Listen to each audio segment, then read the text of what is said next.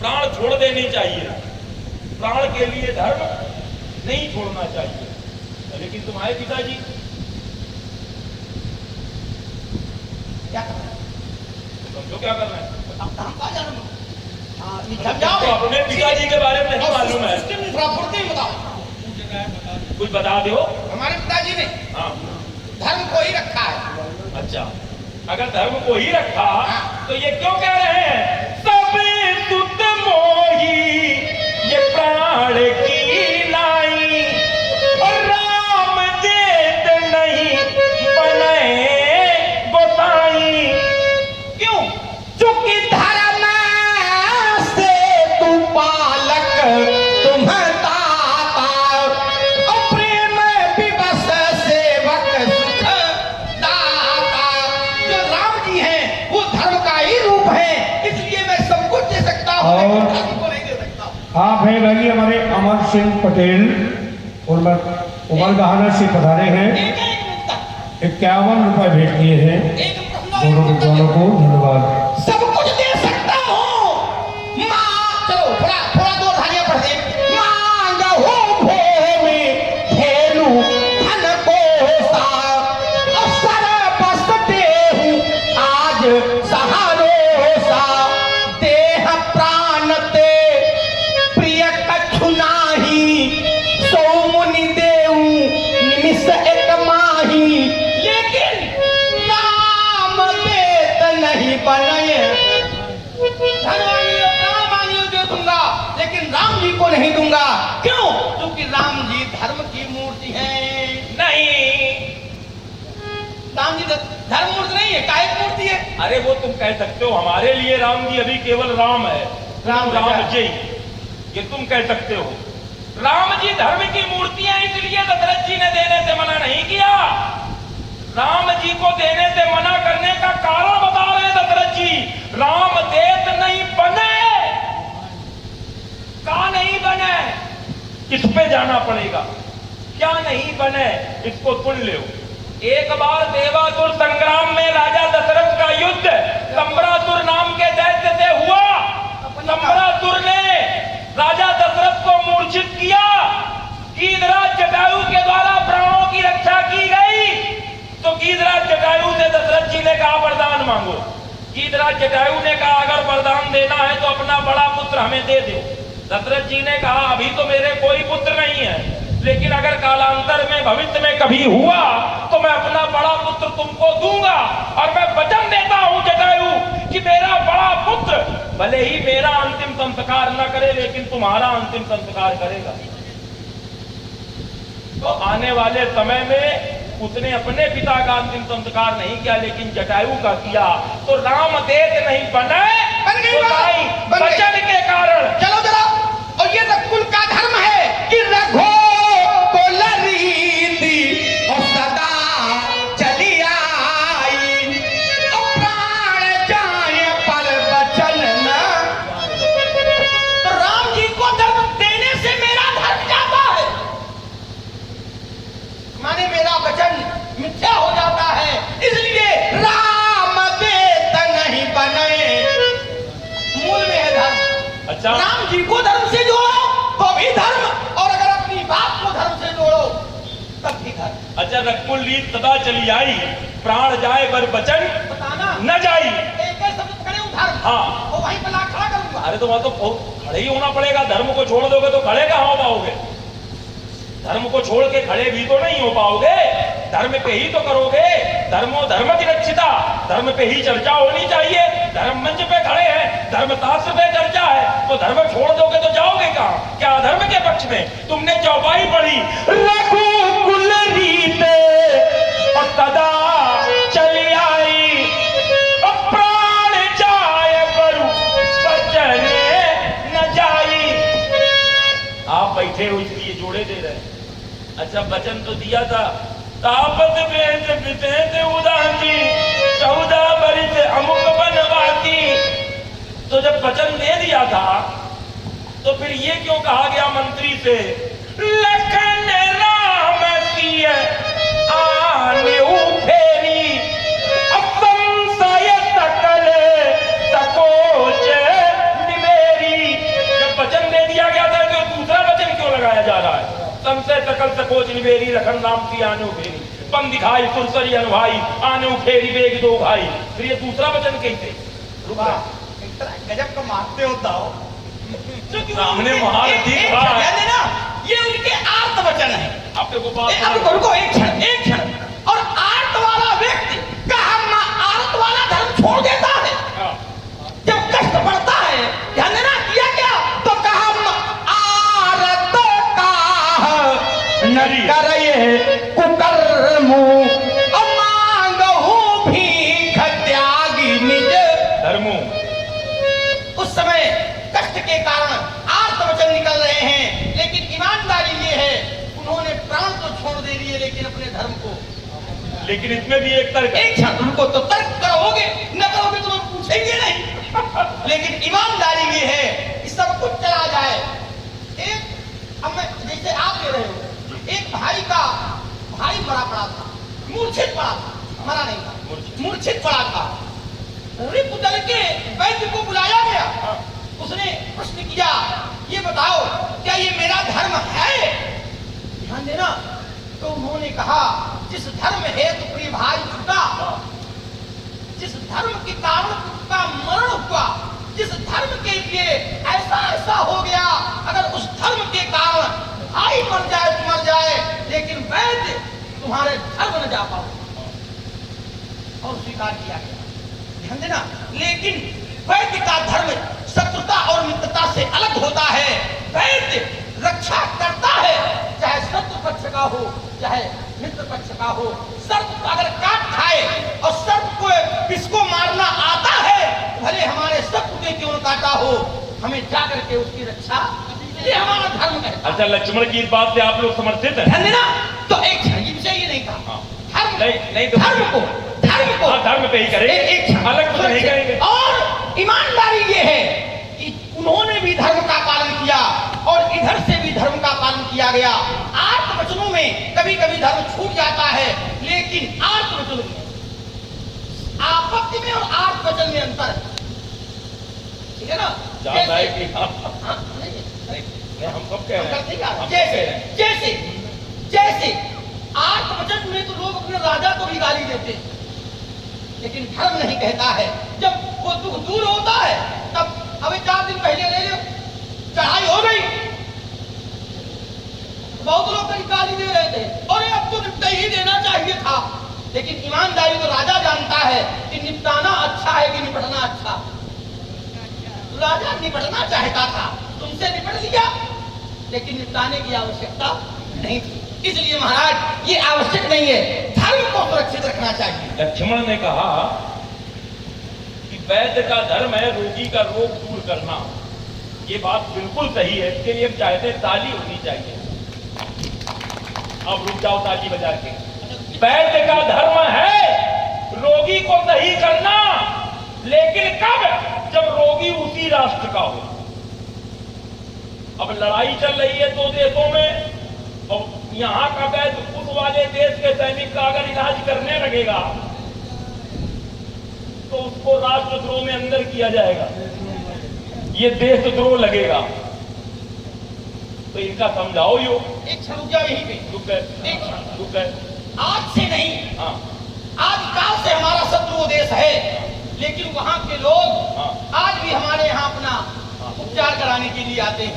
तो भैया क्या हमारे देश के जो वैद्य हैं, हाँ, क्या उन्हें किसका नहीं रुक जाओ, एक क्षण। आपने कहा इनको सुन लेंगे, शत्रु है, हाँ, लेकिन हमारे यहाँ के हाँ, वैद्य हाँ, आज भी जो वहाँ से यहाँ आ जाता है, आते हैं, उसका शुद्ध उपचार करते हैं, होता है, ठीक करके हाँ, उसे भेजते हैं। लेकिन कब? जब लड़ाई ना चल रही हो तब। जब लड़ाई ना चल रही हो तब। पड़ोसी देश से लड़ाई चल रही है और इस समय की स्थिति में अगर वहां के लोगों का उपचार यहाँ का अगर वैद्य करेगा तो समस्या उस वैद्य पे आ जाएगी। और समस्या वैद्य पे ही नहीं, जो यहाँ पढ़ रहे थे, लिख रहे थे, रह रहे थे, उनको भी यहाँ से निकाला गया। निकलो। एक सेकंड रुको जरा, अंतर हो गया। मैं आपसे पूछ लेता हूँ, पूछ लो। युद्ध हो रहा है, युद्ध हो रहा है, ठीक है, 2 देशों में, दो योद्धाओं में, नहीं, योद्धाओं में देशों में अलग हो जाएगा। योद्धा तो अलग हो जाएगा। एक बताओ, राष्ट्र पे आओ, राष्ट्र की बात ले लो। राष्ट्र। तो योद्धा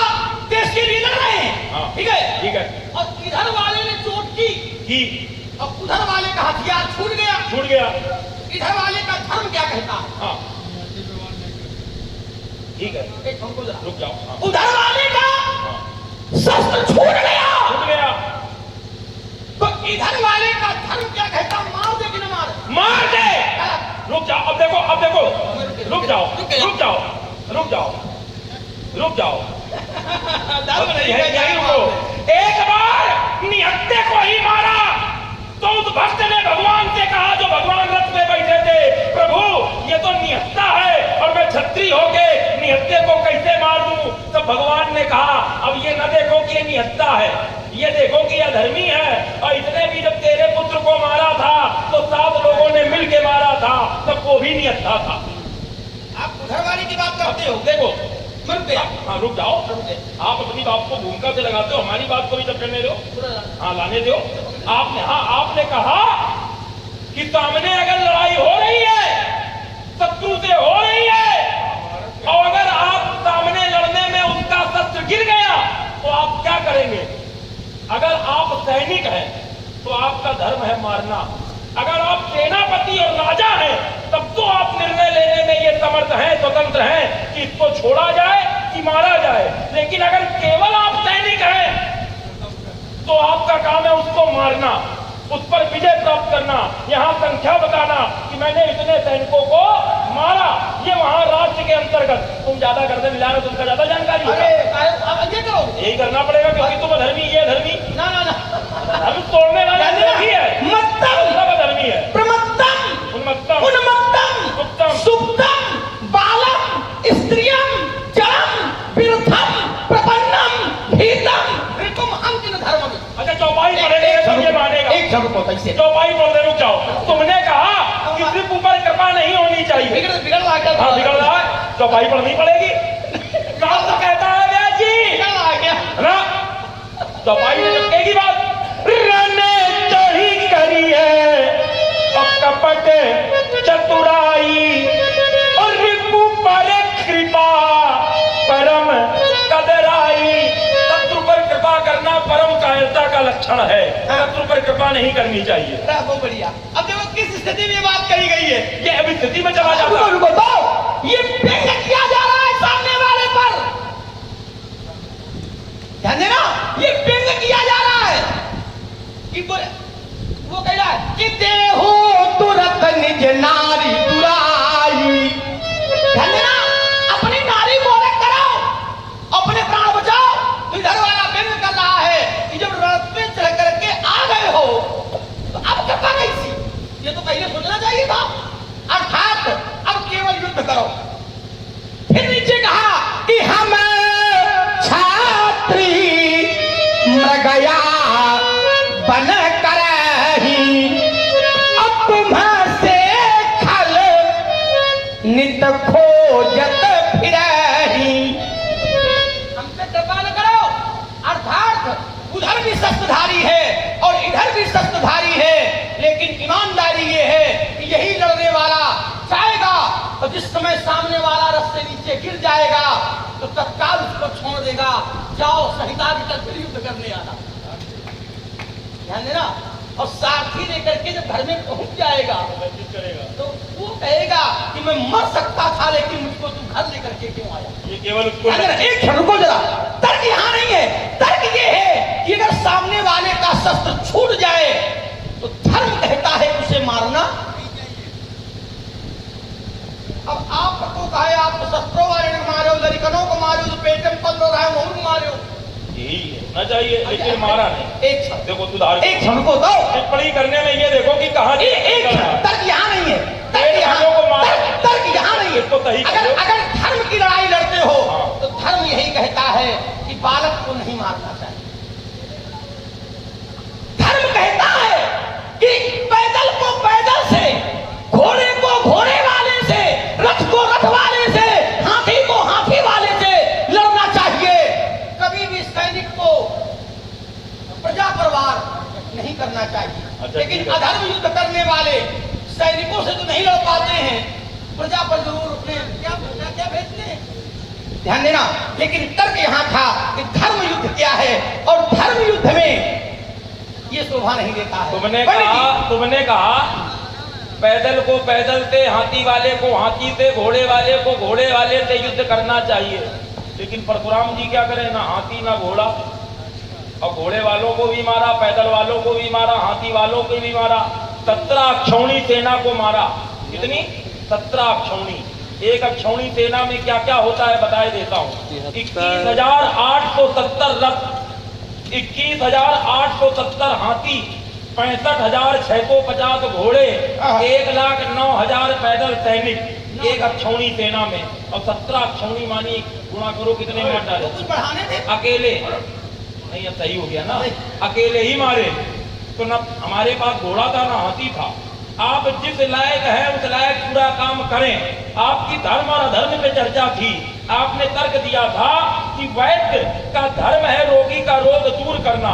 तो मैंने तर्क दिया था जब 2 राष्ट्रों में, 2 देशों में युद्ध चल रहा है तो दूसरे देश का रोग यहाँ का वैद्य दूर नहीं कर सकता, और वो वैद्य भी ना करता जो गया था। लेकिन समस्या क्या थी उसके सामने? आने भवन समेत तुरंता, पूरा घर उठा करके उसका ले आए थे वो लोग। तो वो ये भी नहीं कह सकता था कि दवाई घर में भूल आए, जब पूरा घर उठा के लाया गया है। इसलिए उसने ये कार्य किया, तो उसको राष्ट्रद्रोह नहीं लग पाया क्योंकि वहां घर ही नहीं मिला। ये बताओ, है ना? ये नहीं कह सकता था कि घर में भूल जाए, लेकिन ये तो कह दिया कि औषधि हमारे पास है नहीं। हाँ, तो नहीं थी तो उसने बताया। तो बोले कहाँ है? तो उसने फिर भी दूर बताया। कहाँ बताया? बोले उत्तर दिशा में, रात ही रात में आ जाए। अर्थात अगर ध्यान दोगे तो वो पूरी बातें ऐसी ही बता रहा है जिससे कार्य संभव ना हो पावे। उसने क्या बताया कि उत्तर दिशा में है और रात ही रात में आएगी, तभी उपचार हो पाएगा। सूर्योदय हो जाएगा तब आएगी, तो उपचार नहीं हो पाएगा। तो उसकी दृष्टि में ये था कि रात ही रात में आ ही नहीं पाएगी। लेकिन जो लाने वाला था उसने क्या कहा? आकाश में हो, पाताल में हो, भूतल में हो या सागर में, लाएगा प्रभु का दास आज, चाहे हो ब्रह्मा। पंडित जी, अब मैं एक उत्तर लेकर आऊं, आपने 3 पूछे थे, चिढ़ना नहीं, बता देना केवल, ठीक है?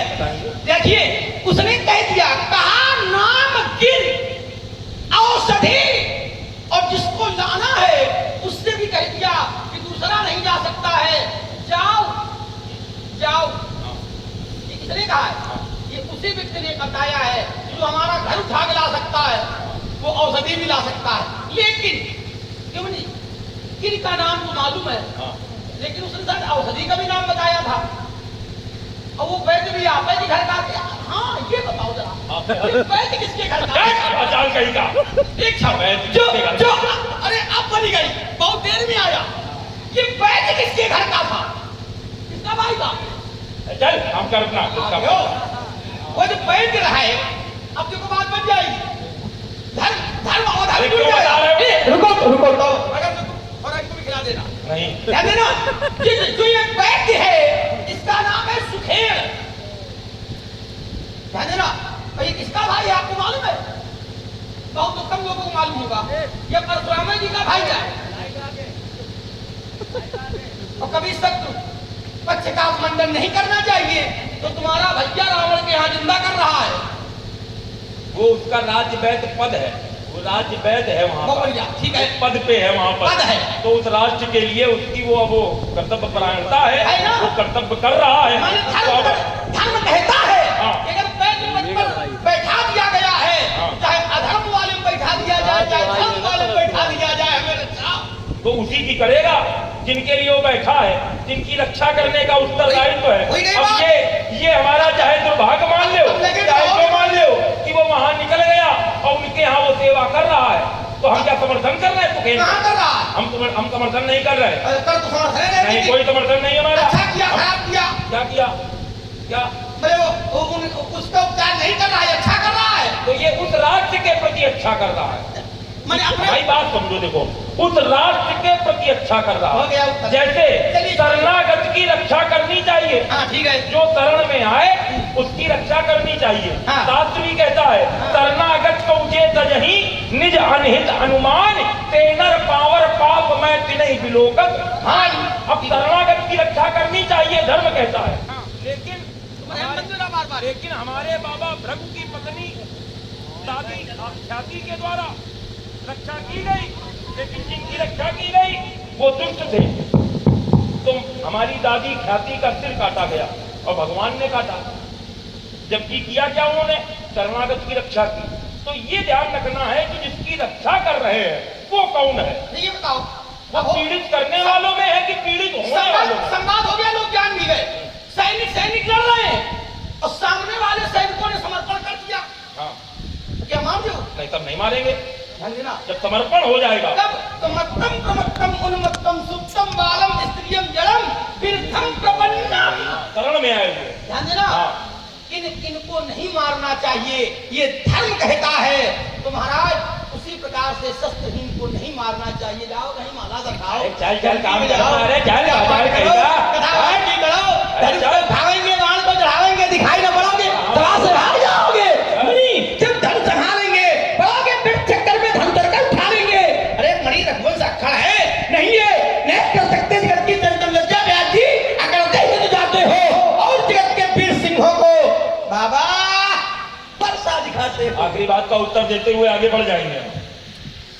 अगर वो समर्पण कर देंगे तब तो उनको छोड़ा जाएगा, लेकिन बात वहीं खड़ी है, सैनिक को नहीं छोड़ेगा। सेनापति होगा तो वो छोड़ देगा, राजा होगा तो वो छोड़ देगा। इसी बात को रामचरितमानस में कहा गया, हमरे बैरी विबुध बरूथा सुनो सकल रजनी चर जूठा, हमरे बैरी विबुध बरूथा ते तन्मुख नहीं करें लड़ाई, जान सबल लुक जाहि पराई, तिनकर मरण एक विधि होई। और मरण कैसे होई तो बताया, तिज भोजन मक होम तराधा, सबके जाए करो तुम बाधा। तब होगा क्या, छुदा छीन बलहीन सुर, सहजई मिलियई आए, तब मारी हो कि छाणी हो। ये राजा के पास तो स्वतंत्र प्रभार है कि मारेगा कि छोड़ेगा, ये सैनिकों के पास प्रभार नहीं है कि समर्पण कर दे तो छोड़ दे। तो गलत तर्क ना करो। देखो अब हमने चौपाई से प्रमाण, मैं भी चौपाई दे रहा हूं। हाँ लाओ चौपाई। एक को मृत्युदंड सुना दिया गया, हाँ, और राजा ने सुना दिया, और ऐसे को सुनाया गया जिसने उसके पुत्र को मारा था। लेकिन चौपाई लाओ। इतने में मंत्री आ गया, और जब सचिव आया, ध्यान देना, तो उसने कहा आन दंड कछु करिय गोसाई, तो सब ही कहा मंत्र भल भाई। भाई। ठीक, ध्यान देना जरा। हाँ। दूसरा कोई दंड क्यों? हाँ। क्योंकि दूध को मारना नहीं चाहिए। हाँ, तो यहाँ पर और देखिए एक क्षण, और वो अब ईमानदारी बताना जरा। हाँ। वो दूध हाँ। किस रूप में था? हाँ, वो बंधा हुआ था, हाँ, और जो बंधा है उसे मारना। अगर मारना है तो फिर लड़ के मारो। तो उसने कहा मारना उचित नहीं है, अब कोई दूसरा दंड दे दिया जाए। तो दूसरा दंड, तो उसने कहा कि कभी कई ममता पूछता, तेल बोल पटबांध पुनि और पावक देव लगाई। तो राजा को भी अपना निर्णय वापस लेना पड़ता है अगर गलत होता है तो। नहीं, बात यहाँ एक लगी हुई है। उस राजा ने कहा क्या, उसने क्या केवल नीत की बात मान करके छोड़ा? अगर नीत को ही राजा मानने वाला होता तो उसके पहले भी एक दूत कुबेर का भेजा गया था। कुबेर ने भी अपना दूत भेजा था वाल्मीकि रामायण, उसको तो राजा ने मार दिया था, वो भी दूत था। नहीं, उस दूत को क्यों छोड़ा? उस राजा ने वहां स्पष्ट किया, जिनके कीन्हे बहुत बड़ाई, दिखियों मैं तिनके प्रभुताई। जिसकी इसने प्रशंसा की है उसकी मैं प्रभुता देखूंगा, इसलिए मैं इसको छोड़ रहा हूं। ये उसने कारण भी वहां छोड़ने का बताया। अब जो अध्येता है, अध्ययन करते हैं, वो पढ़ेंगे, फालतू गर्दन वाले छोड़ो। अरे वैसे ऐसे तो ही है भाई, जो पढ़ेंगे वो जानेंगे कि वहां क्या राजा ने कहा है। राजा ने कहा है, जिनके कीन्हे बहुत बड़ाई, दिखियों मैं तिनके प्रभुताई। उसकी प्रभुता देखने के लिए राजा ने उसको छोड़ा है, ये कारण है छोड़ने का। अब हमसे कह रहा है जाओ माला देखो। बेटा, भाला और माला वाले केवल पंडित जी संसार में हम ही हैं। भाला भी और माला भी, और हमसे अगर माला भाला की बात करेगा तो चूर कर सकता, ये चपटती चला धार, ये लेता लपेट जा रे फेरे में, दिग्गज दहली जात, आई फट फट जात, कोई संजब जात, विकट बखेरे में, ये चटाक चटाक टोकती कमर पीठ, मंगता दिखाई दे दरियो चेहरे में, प्रबल प्रताप रघुवंश अंधेरे में। चलो सुरक्षित है। अच्छा। अब इतनी ताकत नहीं बची, धनुष तोड़ दो तखते तोड़ दो। भगत के प्रति कितनी श्रद्धा है। श्रद्धा होती तो लाभ थोड़ा ना मारते। तुम्हारी ध्यान देना। और नहीं अगर टूट गया होता तो तोड़ने वाला अपराधी, चाहे धनुष तोड़ने वाला हो, चाहे तखत तोड़ने वाला। तखत दूसरा बन जाएगा या धनुष दूसरा बन जाएगा? धनुषो दूसरा बन जाएगा। नहीं बन जाएगा। अगर बन न जाता तो ये बनाया गया था। कोई बनाया थोड़ा पैदा हुआ था, बनाया गया था। उस बार दधीच ने सिदान कर दी थी तो बन गया। अब की आप कर दो। बने तो बहुत है, लेकिन इमें जो धनते श्रेष्ठे दिव्य लोका भी पूजते। हाँ। तुम्हारे धनुष की पूजा होती है क्या? नहीं दो। एक क्षण, आपके धनुष की पूजा होती है जो लिए हो? हाँ, करते हम करते इस धनुष का क्या नाम है? नाम ये बिना बेनाम है। तो बस जिनका कोई नाम नहीं उनका कोई अस्तित्व नहीं है। अच्छा, जिनका कोई नाम नहीं। क्या अस्तित्व? एक बात ध्यान रखना, जिसका नाम था पिनाक। जिसका नाम नहीं है वैसे उसी का अस्तित्व है। एक अनीह, अरूप, अनामा और अच सच्चिदानंद पर। लेकिन यहाँ अस्तित्व कब हुआ? हमको जरा एक बात में हुए। यहाँ अस्तित्व कब हुआ? एक अरूपनीय नामा का अस्तित्व है। हाँ, कि जिसका नाम है उसका अस्तित्व है। नहीं जिसका नाम नहीं है। जिसका नाम है उसका अस्तित्व है। हाँ? जिसका नाम नाम है उसका अस्तित्व है। क्योंकि जाकर नाम सुनत शुभ होई, मोरे गृह आवा प्रभु सोई। जिसका अस्तित्व है वही प्रभु है, और प्रभु का घर में आगमन हो गया है। जाकर नाम, तो क्या तब तक नाम पड़ा? क्या नाम था? कोई नाम नहीं था। ब्रह्म अनामय अज भगवंता अव्यापक अजित अनादि अनंत। नाम था, दशरथ जानते थे। हृदय भगति मति सारंग पानी, वो दशरथ जानते थे। परिचय है, हृदय में भक्ति है। और मति क्या है? सारंग पानी। सारंग पानी कौन है? भगवान नारायण। तो नाम वाले को जानते थे, अभी परिचय है। अगर नाम जाना होता तो फिर गुरु जी को नामकरण कराने की आवश्यकता, क्योंकि अब जग हुआ है। एक को तो चूंकि फिर कोई न कोई नाम रख दिया होता। नाम गुरु जी ने रखा है, पिताजी ने कोई नाम नहीं रखा। क्योंकि यहाँ पर 16 संस्कार है बेटा। सोलह। जब जन्म होगा 16 संस्कारों में तो एक नामकरण संस्कार है जो पिता को कराना पड़ेगा। 16 संस्कार है। और क्या? अच्छा, पहला कौन है? कर रहा है ना, चेक कर रहा है। मतलब पहला संस्कार कौन है? आप 16 संस्कार है गिना दो। गिना देंगे, फिर अगर हम पूछेंगे तो भी समझ लेना। नहीं, नहीं, आप देखो सीधे प्रश्न होगा तो सीधे हम भी पूछेंगे। देखो सीधे होगा, सीधे हम भी पूछेंगे। एक क्षण को है ना, अधिकार है ना? भैया जी महात्मा वो ऐसे गिरते हैं। हाँ। 3 पूछे थे और मैंने तीनों का हंस के उत्तर किया था। और हमने कहा था औषधि का नाम बता दो। तीनों का हंस के उत्तर। किसी से पूछा जाए एक के बाद क्या, दो के बाद 3, तो ये तो सरल है, तो कोई भी बता देगा। अरे जटिल अगर पूछा जाएगा तब बताया जाएगा, तो सामने वाला भी कुछ जटिल पूछेगा। देखो पंडित जी, ये 16 संस्कार को जटिल आएगा। अरे तो जटिल तो वही है। वो यही आए जो न मालूम हो जटिल। तो हम तारण एक शब्द को तो 16 के 16 बताएंगे, इसी मुंह से कह रहे हैं और यही कह रहे हैं। फिर हम जब पूछेंगे पक्का? हाँ, तो फिर ये तुम कहो कि हम बताएंगे। पक्का? हाँ, हम 16 बताएंगे। मैं बताऊंगा पक्का। नहीं। लेकिन एक बात है। हाँ। जिसकी मैं जैसे 16 संस्कार आपने नाम लिया तो मैंने पूछा। हाँ। मैं जो कहूँ तो आप पूछ लेना। ना। जैसे मैंने कहा मतलब मैंने कहा था, क्या कहा था? देखो गिर गया ले। अरे राम राम राम राम, एक टूट गया एक गिर गया। ये तुम्हारी तो आपका दिने खराब है आज। जाल कहेगा। मैंने पढ़ा था स्त्री सुंदर विवाह का, आपने पूछा मैंने बताया। चलो हटाओ। अच्छा औषधि का नाम बता। नहीं, पहले बताएंगे, अब 16 संस्कार को ही जाए। नहीं पहला संस्कार है गर्भाधान, दूसरा सीमंतोन्नयन, तीसरा एक बता लो। अच्छा, पहला गर्भाधान क्रम से बताना केवल। हाँ, गर्भाधान। दूसरा सीमंतोन्नयन, सीमंतोन्नयन, तीसरा जात कर्म।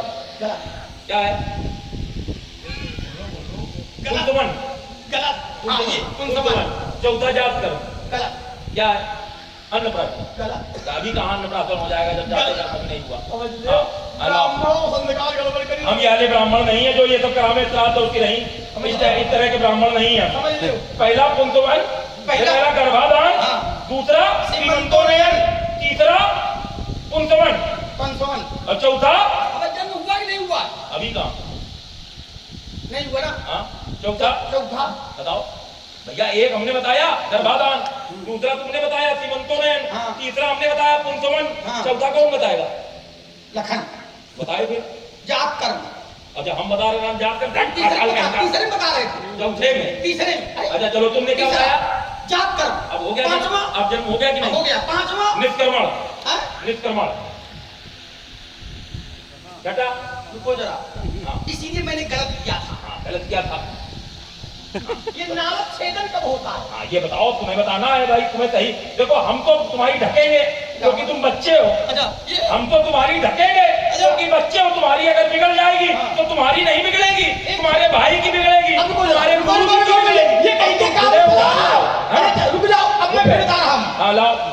गर्भाधान, गर्भाधान, सीमंतोनयन, सीमंतोनयन, पुंसवन, पुंसवन, नालक छेदन, नालक छेदन, जात कर्म, जात कर्म, इसके बाद निष्क्रमण, निष्क्रमण, अन्नप्राशन, निष्क्रमण के बाद अन्नप्राशन, पक्का पक्का, अन्नप्राशन। अन्नप्राशन के बाद अन्नप्राशन के बाद नामकरण। पहले नामकरण है कि पहले अन्नप्राशन है? अन्नप्राशन है। अन्नप्राशन के बाद नामकरण है। नामकरण। पक्का। पक्का। बाजाल कहीं का बातें कर रहा है उसकी उधर उधर किधर की। पंडित जी, हाँ, अन्नप्राशन के बाद नामकरण पहले है। नामकरण पहले है। अच्छा इसलिए मैं क्षत्रिय बालक का कितने दिनों में नामकरण होता है? वो दिनों में होता है हाँ। और अन्नप्राशन महीनों में होता है। हाँ तो कब होता है नामकरण? इसलिए अन्नप्राशन पहले नामकरण है। ये 6 महीने में क्या? अन्नप्राशन, और नामकरण 12वें दिन। जी।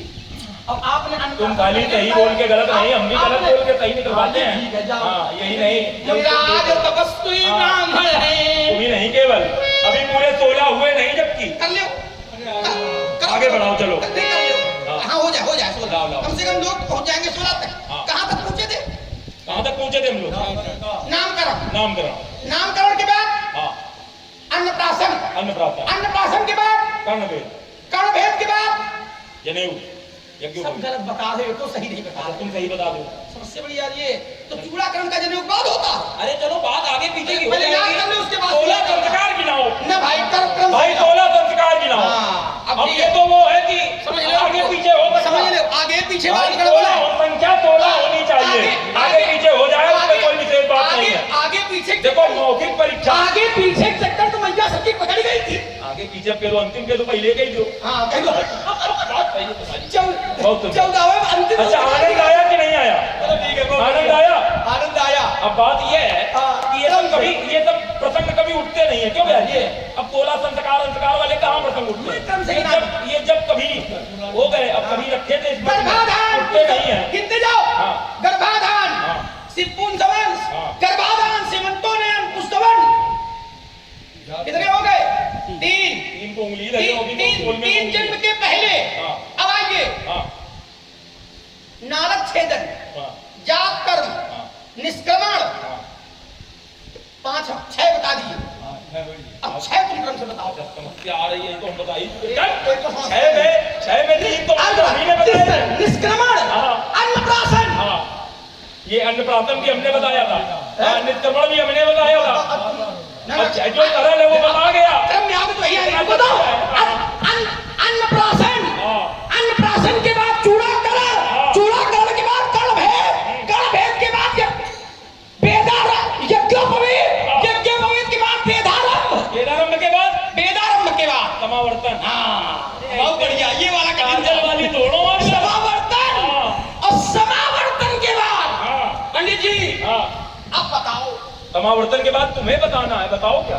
तुम्हारा वाला है ही नहीं। समावर्तन के बाद बताओ, तुम्हें बताना है। समावर्तन के बाद गृहस्थ, हाँ जिससे हमें कोई लेना देना नहीं है। और गृहस्थ के बाद हाँ वानप्रस्थ, हाँ वानप्रस्थ के बाद ब्रह्मचर्य। अरे यज्ञोपवीत ब्रह्मचर्य तो आया था, कहाँ आया था? उसी में आ जाता है। तो यज्ञोपवीत बताया था। चलो बेटा तुम कहाँ से निकल गए? और वानप्रस्थ के बाद संन्यास, और संन्यास के बाद हाँ अबे बता दो, अबे क्या यह कहते हो, मर जाओ। ये संन्यास वाला ये विभाग दूसरा है। 16 संस्कार में नहीं है। गलत गलत बात। संन्यास बोला था। हाँ अच्छा गृहस्थ, वानप्रस्थ, महाराज संन्यास और अंतिम 4 संस्कार ये वेदारंभ और समावर्तन के बाद होते हैं। तो ये संन्यास आश्रम मतलब 16 में आता ये है? आसोले में। अच्छा इसका मतलब आपको 16 मालूम नहीं। मल में अब हम नहीं, हम जानेंगे तो बिल्कुल हमें। अच्छा, हमें हमारी जानकारी में है कि संन्यास आश्रम हाँ। ये 16 संस्कार में नहीं है, 16 में। क्योंकि संस्कार उसको कहते हैं जिसको करना अनिवार्य हो। तो क्या भैया हर व्यक्ति सन्यासी बनता है? हाँ, गुजरा बनता नहीं है। एक अनावश्यकेन न वक्तव्यम। अरे राम राम राम। ये 4 आश्रम अलग हैं, ब्रह्मचर्य, गृहस्थ, वानप्रस्थ, संन्यास। पंडित जी हम्म। बहुत जगह चूक करो न चूका करो। हाँ ठीक है, और अगर ये 4 जोड़ोगे नहीं हाँ। तो 12 तक रहोगे, 13 कर नहीं सकते। अच्छा, तो तुमने कहाँ तक बताया? संन्यास, संन्यास। और संन्यास के बाद अंतिम। चलो ठीक है, तुम्हारी बात मान लिया, इस पर थोड़ा ध्यान और देना। विचार करेंगे। और एक बात ध्यान रखना, और हम जाए जो एक बार। व्यक्ति संन्यास धारण नहीं करता है तो एक ही रास्ता है कि राम का नाम टाइम ले ले, भले तर जाए, हाँ। नहीं तो तरने वाला। इतना चतुर है, जान गया ना कि प्रभाव हो जाएगा। 3 दिन पड़ा रहा तेल में तो राम राम कही, राम कही। कितना चतुर है ये, इतना चतुर है, जान गया कि पिताजी तो संन्यास ग्रहण की ही नहीं, निकल ही गया है। अब ये लगा लेता हूँ कि राम का नाम लेकर के जो निकल जाएंगे। हाँ, और राम का नाम ऐसे आ जाता है क्या? जन्म जन्म मुनि जतन कराही, अंत राम कही आवत नहीं, आवते नहीं राम का नाम। इसलिए व्यास जी हमारा जीवन दर्शन कहता है। धूप भी गई है। हाँ। ये संघर्ष जीवन का पर्याय है, ये चुनौती भरा एक अभियान है। ये गंतव्य पथ पर अब बढ़े तुम चलो, साधना ही सतत सिद्धि वरदान है। कंटका कीर्ण पथ में बिछा दो तुमन, और मरुभूमि कानन ये नंदन बने। कर्म लूभी बने मलयागिर सदृश, और विषम वायु शीतल ये चंदन बने। जग विषमता भरा एक महासिंधु है, सत्य साहस लखन एक जलयान है।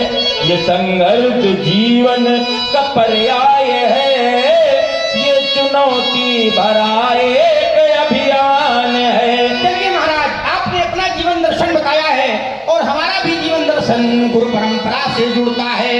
मैं कठिन पंथ का पथिक लड़ा, बाबा करता नित झंझा बातों से, प्राकृतिक प्रकोप न डरा सके हमको अपने आघातों से। मैं चला जहां जब जिस पथ पर, मैं चला जहां जब जिस पथ पर, नहीं देखा हमने आदि अंत वर्षाव, ग्रीष्म ऋतु शरद शिशिर हेमंत और बीता बसंत। सुख से न राग, दुख से न द्वेष, सुख से न राग, दुख से न द्वेष, हो गया पृथक जगन्नाथों से। मैं कठिन पंथ का पथिक लड़ा, करता नित झंझा बातों से।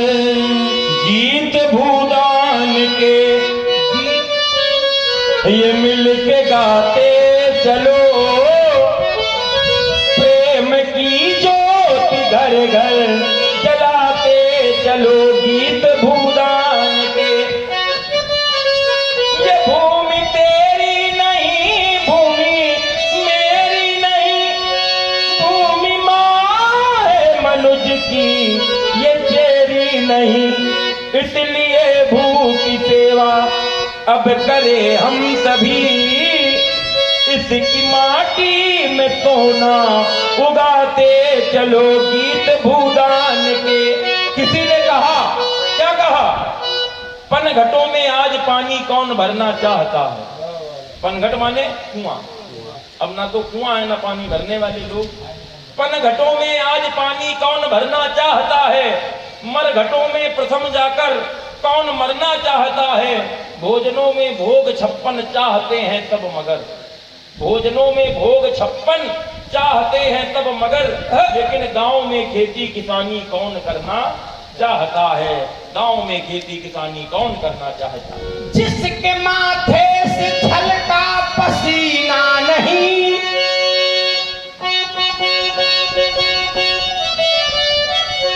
जिसके माथे से छलका पसीना नहीं, वो मनुष्य सीख पाया है जीना नहीं, वो मनुष्य सीख पाया है जीना नहीं।